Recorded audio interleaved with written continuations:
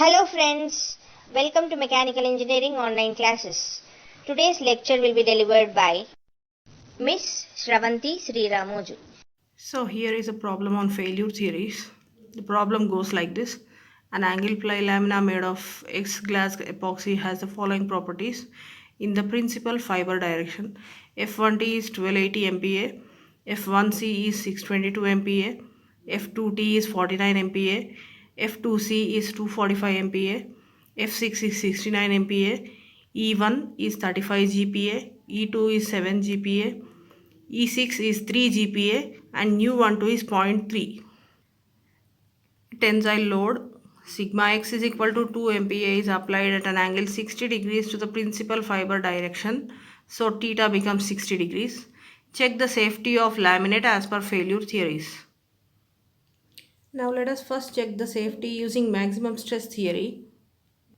We'll substitute the value of sigma x as 2 megapascal and theta as 60 and find out sigma 1 is equal to sigma x cos square theta as 0.5.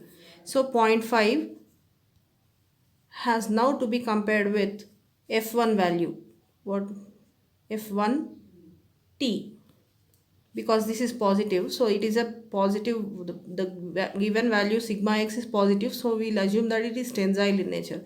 So I'm comparing 0.5 with F1T value. So F1T value in the question is 1280 MPa.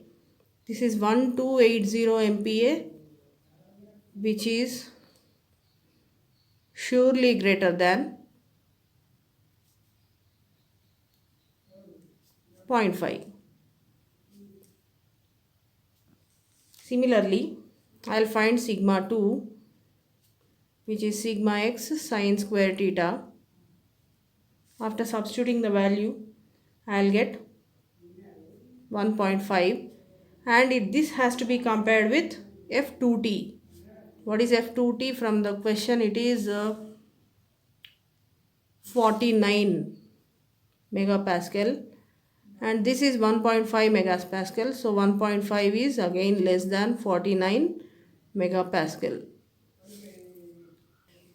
Now we shall again compare the modulus of sigma 6, which is positive, and this will come out to be 0.866 after substituting these values of sigma x, theta and theta values.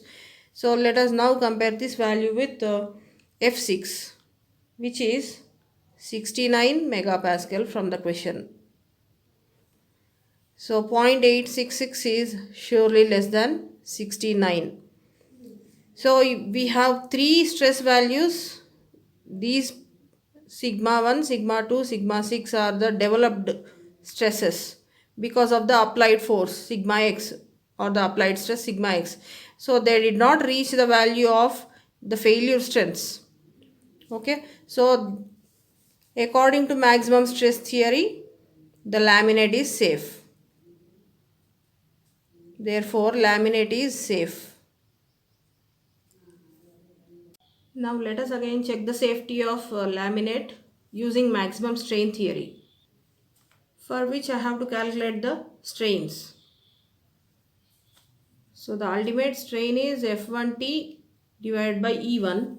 Now I am substituting these two values, which is 1280 divided by E1 is given as 35 into 10 cube, because this is in GPa, so I have converted this into MPa. So this will come out to be 0.036. But what is the actual strain? It is epsilon 1 is equal to 1 by E1 into sigma 1 minus nu 1 to sigma 2. Now I'll again substitute these values. So after substituting, it is 1 by 35 into 10 cube into 0.5 minus 0.3 into 1.5. So the final value is 1.43 into 10 power minus 6. So I have to compare the actual strain with the ultimate strain. So the actual strain is 1.43 into 10 power minus 6, which is very much less than the ultimate strain. So in this case, the laminate will not fail because it has not reached the ultimate strain. Therefore, epsilon 1 actual strain is less than the ultimate strain. Again, I have to calculate epsilon 2, for which I need nu 1, which is U12 into E2 by E1, which is 0.3 into 7 by 35, which will come out to be 0.06, and epsilon 2 is equal to 1 by E2 into sigma 2 minus nu 21 sigma 1. Now I'll again substitute these values and I will finally get the answer like this. So the final answer is 2.1 into 10 power minus 4. Sigma 2 is 1.5 MPa and sigma 1 is 0.5 MPa. After substituting the values and taking care of the units, I got actual strain in second direction as 2.1 into 10 power 4 to 10 power minus 4, which has now to be compared with the ultimate strain, which is given by the formula F2T by E2. So F2T value is 49 divided by E2 is 7 into 10 cube. So this is 0.007. Now I am again comparing these two values. The actual strain is again very much less than the ultimate strain. Now I will again calculate the shear strain. Ultimate shear strain is F6 divided by E6. F6 value from the question is 69 and E6 is 3 gigapascal. So this is 0.023. Now again we have calculated the actual shear strain, which is sigma 6 by E6, and after substituting the values we got the actual shear strain as 0.00288. So here again 0.00288 is very much less than the ultimate shear strain. Therefore we can conclude that epsilon 6 is again less than epsilon 6 ultimate. Now all the strains here have not reached their ultimate strains. So according to maximum strain theory also, laminate is safe.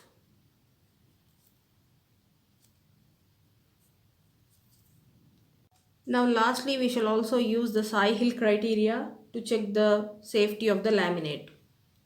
The equation of Tsai-Hill criteria is written here.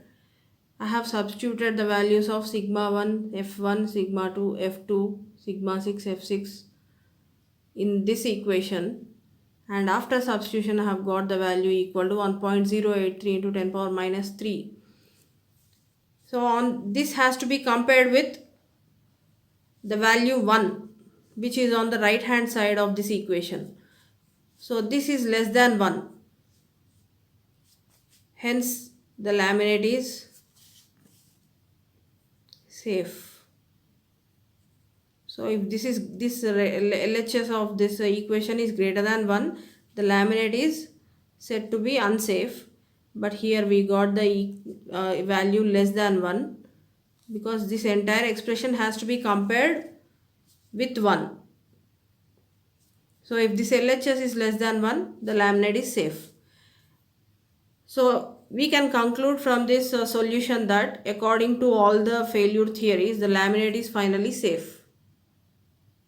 Thanks for watching. If this video was of help to you, please like it and share it with your friends.